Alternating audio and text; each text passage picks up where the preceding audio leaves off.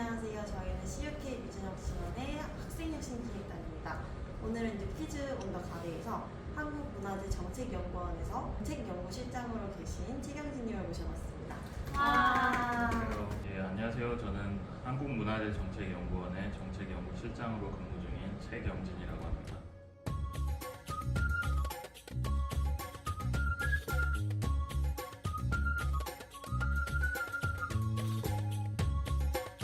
가톨릭대 행정학과 98학번이고요.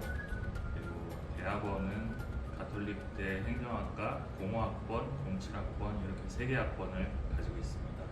세 개나 가지고 있으시니 되게 대단하시네요. 이어서 질문 드릴게요. 구체적으로 어떤 일을 하시나요? 우리나라 문화유산 정책을 개발하고 그리고 이것을 어떻게 잘 보존하고 그리고 사람들에게 가치를 향유할 것인가를 정책적으로 만드는 일을 하고 있습니다. 혹시 한국문화재정책연구원에 계시면서 가장 기억에 남는 일이 있으실까요? 제가 질문 하나 드려도 될까요? 네. 우리나라 국보 1호를 아시나요? 특례문인데 이게 왜 1호인지는 아세요? 모릅니다.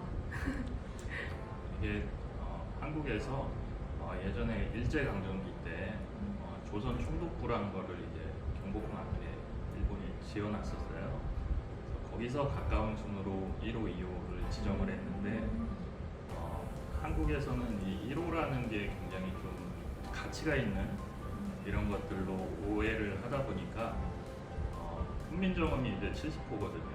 왜 훈민정음이 1호가 아니냐, 왜 흉내문이 1호냐 이런 좀 의미 없는 그 논란을 계속적으로 가져왔어요. 이런 것들을 이제 저희 연구원에서 연구를 하고 그리고 1호, 2호에 대해 2호, 3호 이런 것들에 대한 어떻게 보면 일제 잔재에 관한 법적으로 제도적으로 어떻게 개선할 것인가 이런 것들을 연구해서 작년 말에 이 제도를 폐지해서 안내판이라고 하죠. 그런데 보면 1호, 2호 이런 게 삭제가 돼요. 이게 이제 가장 기억에 남고 그리고 문화재와 문화유산 이런 것들의 차이는 또 알고 계신가요? 대충 알고 있어요. 문화재는 딱 이렇게 유형으로 있는 거고 문화유산은 무형으로 있는 그런 개념이라고 대충 알고 있습니다. 이 문화재라는 용어를 한국과 일본만 쓰고 있어요. 한국의 문화재라는 개념을 도입한 게 어떻게 보면 일본의 제도를 그대로 가져온 거기 때문에 지금은 문화유산이란 말을 대체하기 위해서 지금 현 정부에서 국정과제로 이런 것들을 좀 추진을 하고 있는데 거기에 저희 연구원이 좀 관여를 하고 있습니다. 이런 것들이 좀 기억에 남네요. 되게 의미 있는 일인 것 같아요. 그러면 또 가톨릭 대학교에서 행정학을 전공하셨어요. 전공과 현재 직무가 어떤 관련이 있나요? 행정학은 기본적으로 공공행정을 배우게 됩니다. 그래서 4대 분야라고 하면 조직, 정책, 인사, 재무 이런 것들을 배우는데 그 중에 저는 이제 정책을 전공한 겁니다. 국가에서 하는 정책이 워낙에 다양하잖아요, 분야가. 그래서 그 중에서 저는 이제 문화와 문화유산 정책을 선택한 것입니다. 행정에도 되게 분야가 넓으신 것 같은데 혹시 그쪽을 선택하신 이유랑 지원 설계에 있어서의 노하우를 말씀해 주실 수 있어요? 또 질문을 해도 될까요? 네. 저는 혹시 시력이 어떻게 돼요? 저는 시력이 한 0.7, 0.3 정도로 짝눈이에요. 저도 0.7, 0.8 이 정도. 네, 제가 학교 다닐 때 지금 시력보다 낮은 성적을 2번 맞았어요. 학사경보를 연속으로 2번을 맞았는데 그만큼 좀 방황을 했던 것 같아요.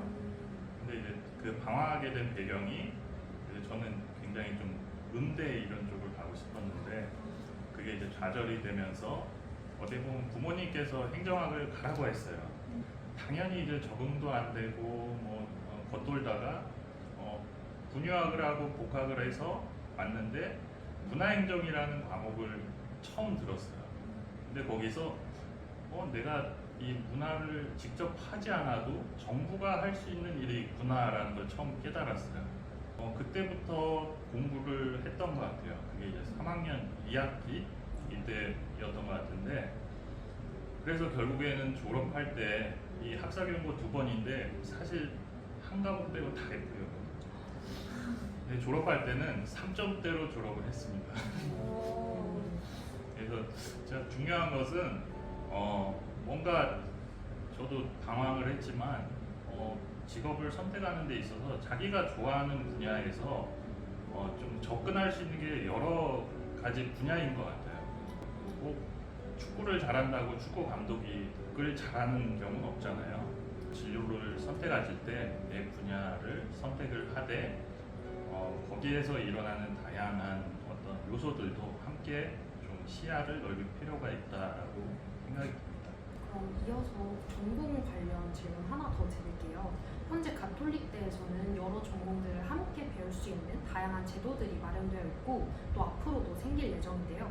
만약 행정학과 외에도 또 무언가를 배울 수 있다면 어떤 걸 배우는 게 더 도움이 될지 궁금해요. 제 기준에서 말씀드리면 디지털 기술 미디어학과라는 게 있잖아요. 문화 콘텐츠, 문화 정책 이런 거를 그 과에서 다루고 있어요. 그래서 같이 좀 배우면 좋겠다라고 개인적으로 생각이 듭니다. 실제 제가 지금 이번 학기부터 가톨릭대에서 뭐 운이 좋게도 이제 겸임 교수를 하고 있어요. 근데 그게 이제 행정학과가 아닙니다. 저는 공연예술문화학과라고 대학원에 새로 생긴 과인데 제가 행정학을 전공했지만 이렇게 정책 분야로 볼 때는 또 이쪽이기 때문에 같이 융합적으로 하는 것도 상당히 좀 도움이 되겠다라고 생각합니다. 실제로 저희 학교에서 융합 전공이 되게 활성화되고 있고 마이크로 디글이라고 해서 약간 조그만 학위를 쌓아 올리는 그런 프로그램도 있습니다.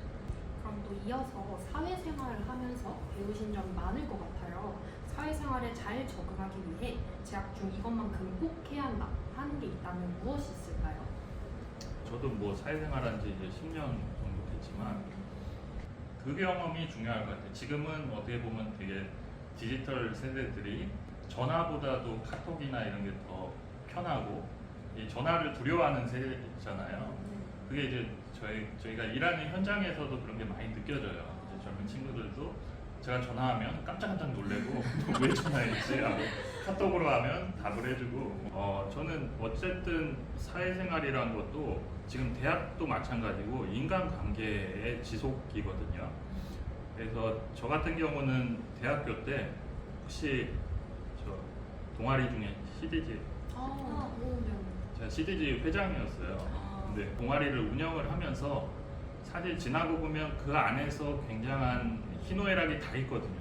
결국엔 사람과의 관계 때문에 갈등도 생기고 이런 것들을 많이 경험을 했던 것 같아요. 그리고 대학원 와서도 계속적으로 또 다른 인간관계가 생기면서 그 안에서의 갈등, 협력 이런 것들을 다 배워서 너무 이제 디지털과 대화하기보다는 사람 간에 좀 활동을 할 수 있는 이런 것들을 좀 하다 보면 뭔가 사회에 적응하는데 굉장히 좀 유리할 거다라고 생각이 듭니다.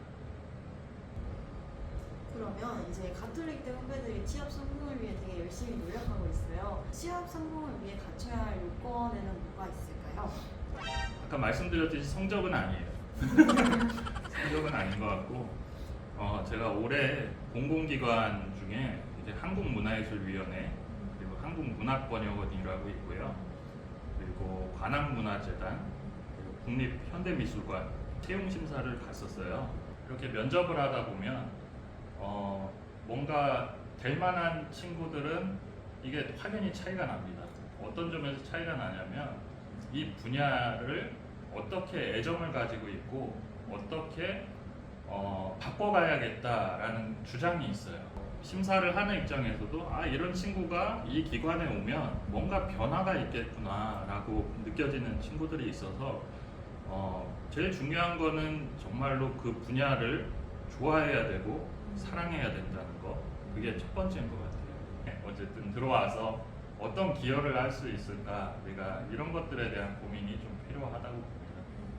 개인적인 질문일 수도 있는데 원래 이제 그 예술 쪽에서 꿈을 가지셨다가 문화 쪽으로 넘어가신 건 행정이나 정책 쪽으로 혹시 그렇게 된 계기가 있을지. 고3 때 음대를 준비하다가 어쨌든 집안에 그런 반대도 있었고 그래서 가출도 했었어요.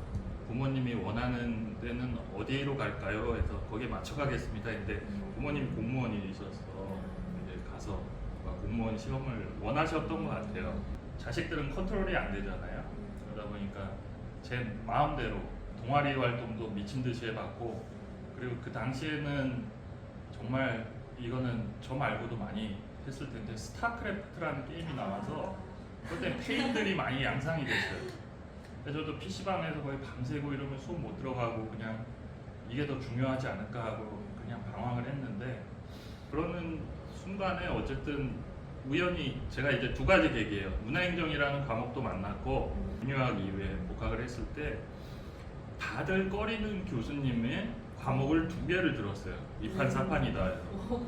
근데 그 교수님이 저한테 관심을 가져주신 거예요. 그냥 교재도 주시고 해서 그때부터 누군가 저를 알고 있으니까 함부로 못하겠더라고요. 그래서 그 예술인들이나 이런 것들을 지원하는 정책을 내가 만들 수 있지 않을까. 그래서 제가 이제 직장을 지금 여기에 오기 전에는 이제 한국문화예술위원회라는 데 근무를 했었어요. 거기에 근무를 하면서 현장 사람이 아니라 이거를 공공의 영역에서 지원하는 일도 굉장히 보람이 있구나라는 걸 느꼈었습니다. 그래서 진로를 선택하실 때는 고민은 하실 필요는 없을 것 같아요. 저도 4학년 지날 때까지도 뭘 해야 될지도 모르고 그냥 대학원이 있다고 하니까 대학원 간 거고 가다 보니까 가서 근데 그 매 순간만큼은 되게 열심히 했던 것 같아요. 교수님들은 많이 반대를 하셨어요. 왜냐면 행정학에서 이 문화행정이라는 거는 굉장히 마이너한 분야인데 이걸로 하면은 먹고 사는데 좀 취직에 지장이 있지 않을까 했었는데 졸업을 해서 우리가 경쟁해야 되는 상대는 굉장히 좀 어떻게 보면 성적으로 따지면 높은 학교들이 많잖아요. 근데 이제 저는 남들이 안 하는 분야를 했기 때문에 그 분야를 뽑을 때 굉장히 좀 수월하게 경쟁 우위에 있었던 것 같아요. 그래서 오히려 자기가 하고 싶은 분야가 있으면 남들이 다 이거 좋다고 쭉 따라가는 것보다 이 분야를 하다 보면 언젠가는 기회가 온다라고 저는 생각이 듭니다. 그리고 마지막 질문 드릴게요. 그리고 선배님 같은 분야에 진출하고자 하는 후배들이 많이 있을 것 같아요. 그러면 이 후배들에게 한 말씀 부탁드릴게요. 예, 많이 있으면 좋겠는데 이 분야 같은 경우는 사실상 사람들의 수요가 많이 늘어난 것들은 비교적 최근으로 볼 수 있는데 그렇기 때문에 인기구나 해서 이쪽으로 막 그냥 오시는 분들도 있어요. 근데 이제 그것보다 중요한 것은 정말 이거를 내가 좋아하는가 계속 자기한테 질문을 해봐야 돼요. 그러니까 저도 어쨌든 이 분야에 왔으면 저는 이걸 평생으로 이거를 업으로 하고 먹고 살려고 온 건데 저는 다른 분야로 갈 생각을 아예 안 했어요. 그러니까 이직률도 굉장히 이런 분야에 높고 그리고 왜냐하면 힘들기 때문에. 근데 다른 분야도 마찬가지라 생각이 들어요. 자기와 맞지 않는 분야를 취직을 하면 그냥 내가 직장 이상의 개념이 없는 가치가 없는 거예요. 근데 자기가 좋아하는 분야에 왔을 때는 뭔가 그 이상의 가치도 있고 그리고 해봐야겠다 이런 도전 의식도 생기고 그리고 뭔가 후배들도 저희 연구원에도 후배도 있어요. 행정학과 후배도 어떻게 보니까 제가 이제 끌게 됐는데 하여튼 한 분야를 좋아하면 끝까지 좋아하면 뭔가 좋은 일들이 생길 거다라는 생각이 듭니다. 선배님에게 가톨릭 대학교는 한마디로 말씀해 주신다면? 가톨릭 대학교는 제 청춘. 저는 가톨릭 대학교에 10년을 다녔어요.